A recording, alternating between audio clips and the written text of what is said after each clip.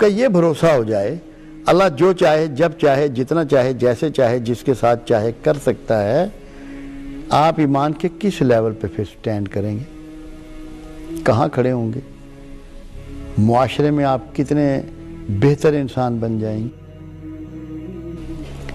تو یہ وہ بنیادی باتیں ہیں. اگر توکل کے ریفرنس سے یہ باتیں ہمارے علم میں آ جائیں اور ہم ان کو سیکھ لیں اور سمجھ لیں تو میں یہ سمجھتا ہوں کہ ہماری تقدیر بدل جائے. اب دیکھیے میں ایک چھوٹی سی بات آپ کو بتاؤں جو میں فیس کرتا ہوں.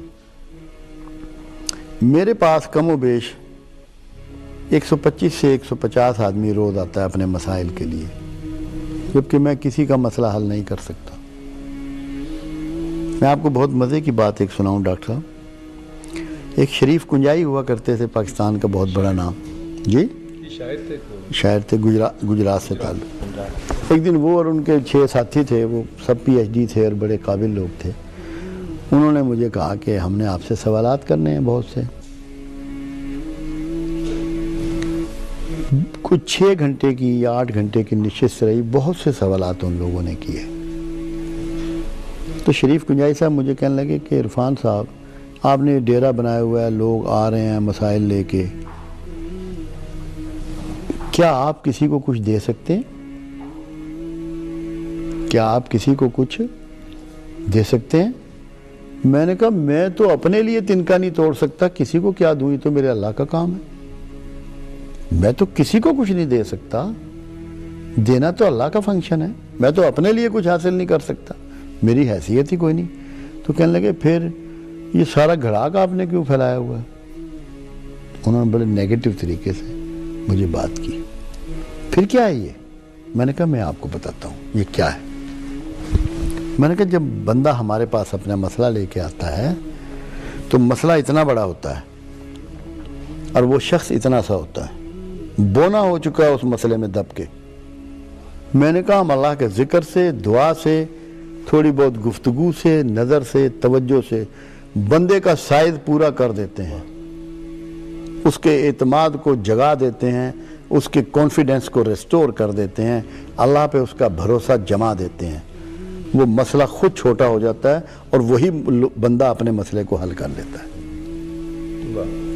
اور اللہ بھی ہمیں یہی کہتا ہے کہ میرے جو بندے تیرے پاس آئیں تمہارا کام ہے ان کے اعتماد کو بحال کر دینا، ان کی امید کو زندہ کر دینا. اگر آپ کی امید زندہ ہو گئی اور آپ کا یہ یقین آ گیا کہ میرے حالات بدلیں گے، میں بیمار سے صحت مند ہو جاؤں گا، مشکل حالات سے اچھے حالات میں چلا جاؤں گا، تو امید اور توکل جڑے ہوئے ہیں. امید اور توکل جڑے ہوئے ہیں. جب یہ دونوں جڑ جائیں گے دنیا کی کوئی طاقت آپ کو مفلوق الحال نہیں رکھ سکتی.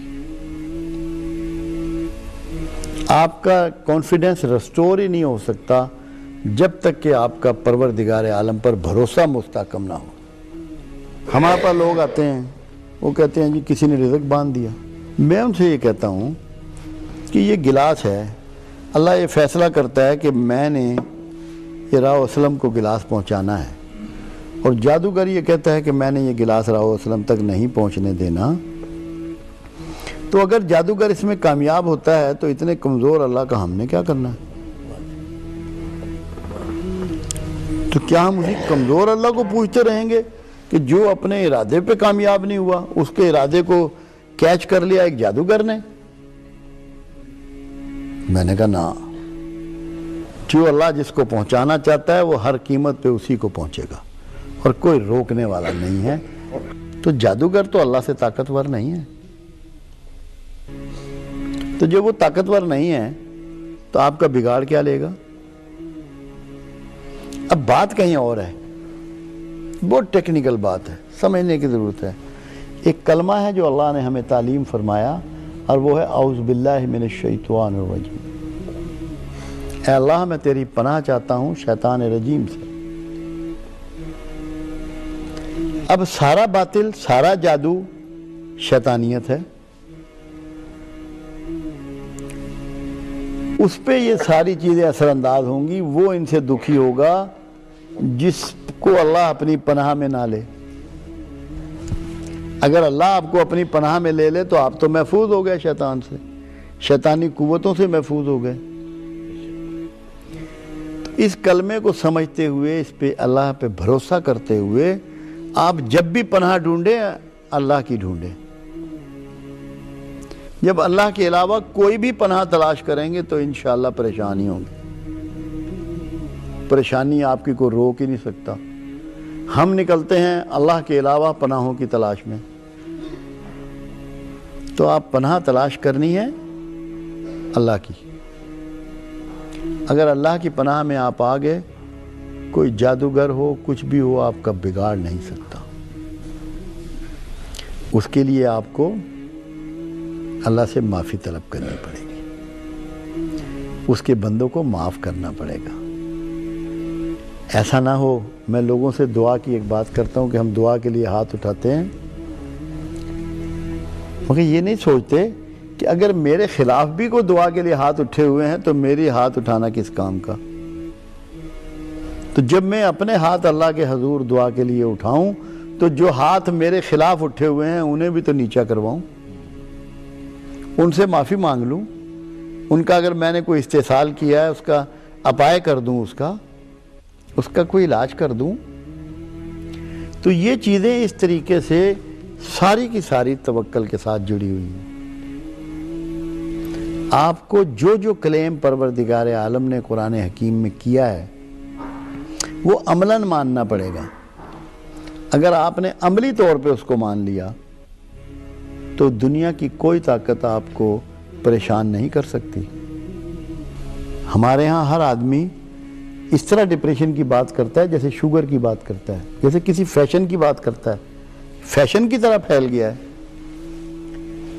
بنیادی وجوہات کیا ہیں؟ کسی رشتے میں ٹرسٹ کرنے کے لیے تیار نہیں. سکون ہے, سکون کیسے ملتا ہے؟ سکون غیر مادی چیز ہے, سکون مادی چیز نہیں ہے. ہماری ساری کوششیں آرام حاصل کرنے کی ہیں کہ اچھا کھانا, اچھی رہائش, اچھا لباس, اچھا دفتر, اچھی دکان, اچھی گاڑی, اچھا بیڈ روم مل جائے. یہ سب آرام کے طریقے ہیں. آرام اور سکون دو متضاد چیزیں ہیں. آرام کا تعلق آپ کے ہارڈ ویئر سے ہے جو باڈی ہے آپ کی, اور سکون کا تعلق سافٹ ویئر سے ہے جو غیر مادی ہے. سکون روح کی غذا ہے, وہ سارا غیر مادی ہے. اس میں ساری ان چیزوں کا دخل ہے جن کا کوئی مادی وجود نہیں ہے. تو ہماری ساری کوششیں اور ساری ایفرٹس اب رہ گئی ہیں مادی حصول کے لیے. اللہ کے رسول صلی اللہ علیہ وسلم نے ہمیں کیا ٹیچ کیا؟ بالکل ایسی زندگی گزاری ہے جس میں کوئی آرام نام کی چیز نہیں ہے. کم سے کم کھانا, سادے سے سادہ کھانا, کم سے کم لباس, سادے سے سادہ لباس. بستر کی بات تو یہاں تک ہے, میں حیران ہوتا ہوں, کبھی سوچتا ہوں. ایک دن آپ صبح کو اٹھے اور فرمایا آج میرے بستر کے ساتھ تم لوگوں نے کیا سلوک کیا, مجھے تہجد میں اٹھنے میں مانے ہوا, رکاوٹ بنا. یا رسول اللہ صلی اللہ علیہ وسلم, ہم نے تو کچھ بھی نہیں کیا, صرف آپ کے کمبل کی ایک تہہ اور کر دی. تو جب بستر کا اتنا آرام بھی قبول نہیں ہے کملی والے کو, تو آپ کو ٹیچنگ کیا دے رہے ہیں کہ سامان تمہارے آرام کے لیے ہے جسمانی, تمہاری روح کے اس کا کوئی تعلق نہیں ہے. سکون روح کے لیے ہے, سکون لینے سے نہیں دینے سے ملتا ہے. سکون کھانے سے نہیں کھلانے سے ملتا ہے. سکون خدمت کرا کر نہیں خدمت کر کے ملتا ہے. یہ وہ چیزیں ہیں کہ جو ہمیں سیکھنی ہیں تاکہ ہم فرسٹریشن سے اور پریشانیوں سے نکل جائیں.